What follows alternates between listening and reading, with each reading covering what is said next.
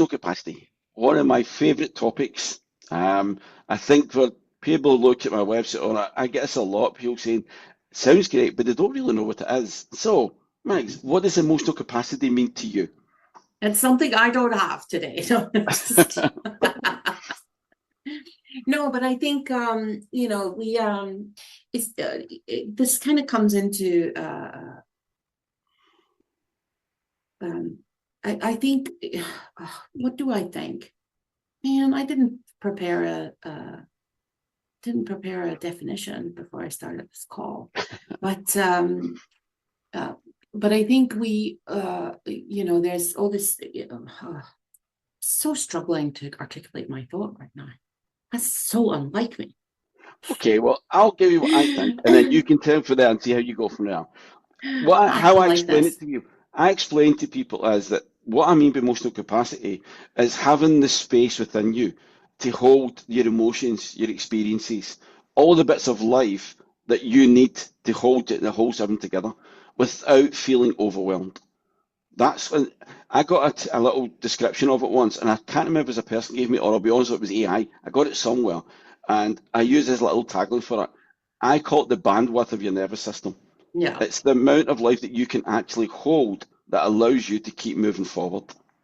It's something that I say a lot actually is I don't have the bandwidth for this right now. Mhm. And I think sometimes, and we say sometimes like I hear people talk about, how many spoons do you have?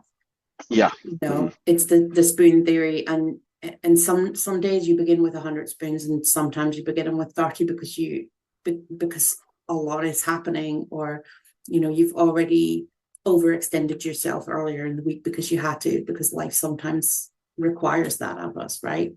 Um, and I think sometimes we put so much focus on our physical capacity, right? Like, do we have or time capacity? Like, do I have the time to do that? Hmm. Um, and do I have the physical energy to do it? But what we sometimes underestimate is how much just dealing with the emotions and Hmm. that life is inspiring us to feel that can take up so much energy as well, Yeah. Yeah. um, and uh, and then that impacts how effective we can, how efficient we can be. Hmm. And I know that efficiency and productivity are hailed as the the ultimate achievements, but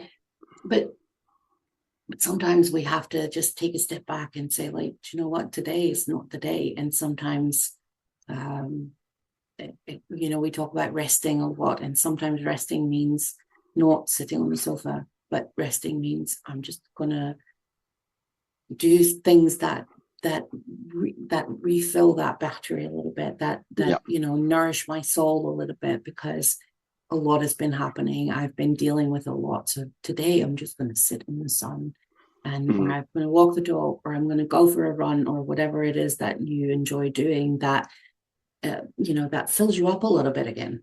Yeah. And as our emotional capacity, right, is our internal battery. It's the bit that it, life can only expand for as much energy as we've got left in that battery.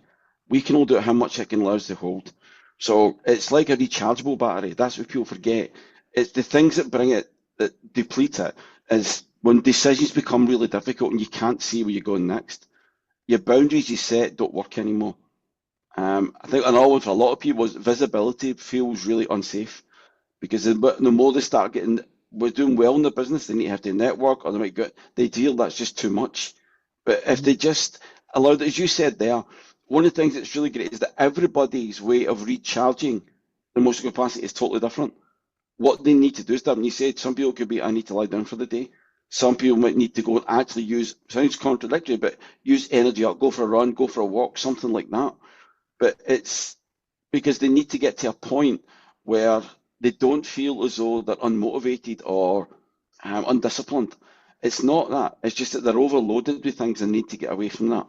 That's the bit they have to get away from, that overload of feeling, overthinking, overwhelmed, is getting rid of all of that and seeing where that allows it to take them when they allow that emotional capacity battery to build back up. Well, and I also think sometimes it's, just acknowledging that the battery is low, Hmm. and, and that is going to impact your ability to communicate, or deal with something, or right, like, even like I recently started a conversation with someone, and I said, don't think I can, like, I'm going to try my best to have this conversation with you, but like, I don't know if I can today, because I'm, I'm at capacity. Hmm.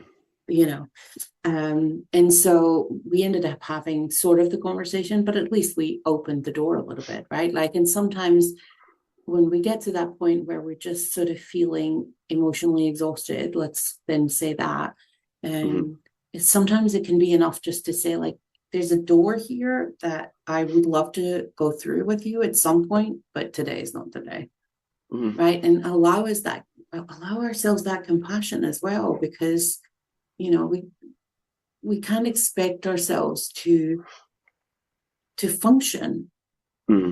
as well as we would uh, when we feel energized and filled up, and life just throws curveballs, Hmm. um, that Yeah, that impact that capacity, right?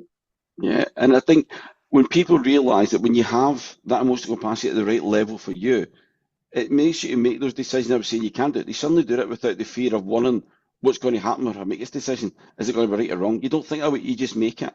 You can start to grow in yourself and your business without worrying about burning out all the time. You Yeah. can pursue what you feel is success to be without worrying about what if it all goes wrong. I think emotional capacity for me, for most people, is the problem is they don't actually realize it. They don't actually know what their own levels are. They don't know as because they feel those words they think they're supposed to feel or hear. The overwhelm, the overthinking, anxiety, depression, all these things that go around, all that starts to drain you before it even happens, just with those Mm. terms. Because you let all that get to you and it starts to happen. And then when that starts to bring you down, you go, oh, actually, I have got that. I have got these problems. And it's a lot of it is just because, again, reframing how we look at things. You said about a door and you might not want to open that today. We've got loads of doors. It could lead to all different things throughout the whole day. You don't have to open any of them if you don't want to. Because you can open one up, it takes you into a rabbit hole somewhere and all that energy suddenly going that could have been used to go this door, which would be better off for me today. You're the only person that knows that.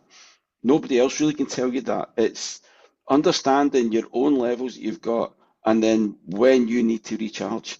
And actually, the most important part of that is when you have to listen How? to your body to recharge. Not even how, it's when you have to listen to your body. It's Mm. telling you, your body and mind are telling you, wait a minute. A lot of time, what we call flight, fight, freeze, they'll say overthink, overwhelming, it's neither of them. It's just your mind, body saying, wait a minute, we need to take a step back, just need to ease a little bit off of this now. It doesn't mean stop. It just means maybe I'm doing too much. So what could I actually do? Little thing I can do now until I feel able to be able to do that. Yeah.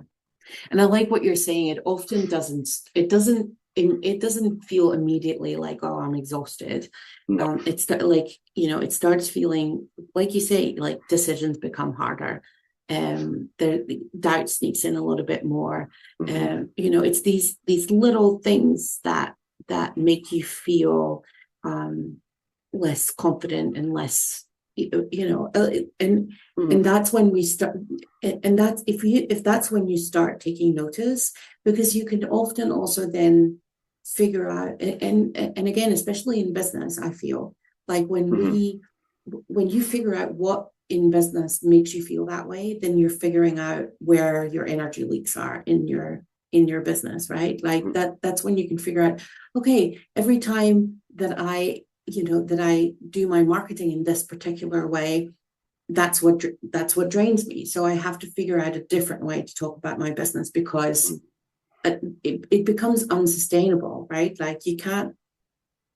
I mean, sure, you can keep recharging and recharging and recharging, Hmm. but if there's a leak, then it's gonna be this constant sort of, it's gonna suck you dry Hmm. all the time. So you have to figure out things that you can, okay, so how can I approach that differently, or how can I set up a system that supports me better? Or so I think it's also there's something very important about being curious about how parts of your business make you feel. And I think this is where the emotional aspects come into your business, because it isn't business isn't only about, do I have the right system or the right software or the right product or the right niche? Like, all of those things matter, and all of them also will affect how we feel about it. But I think, and especially when we're solopreneurs, right? Like, how our business makes us feel is such important information. Yeah.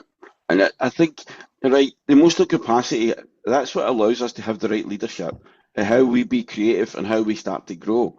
But you're right what you said there is about these leaks. Think of it like a tire. If you've got a wheel on a car or a bike, whatever you use, and we always say there's a slope puncture, isn't it? There's a leak somewhere, or there's something stuck in it, like a nail attack, something that's releasing that bits of energy all the time. That time we need to keep that tire fully up and fully functional. Until we remove that part and block that bit up, the tire will keep going down. It doesn't go down straight away, it goes gradually over time. That's what happens to us if we're doing things that are not suitable for us, that's not the right way for us. And that's why you have to be honest to yourself. And especially if you have a coach or something with you and they ask you to do something that's not really feeling right to you, because you'll start depleting that energy doing things that you shouldn't really be doing when you could have been using it to do things you should. So just like the tire, you take away whatever it is, the tack, the nail, is whatever it is in your business, it's causing those leaks in the business. And you'll start to feel then that, yeah, it's not so much what you need to build constantly all the time. You just stop releasing energy you don't have to.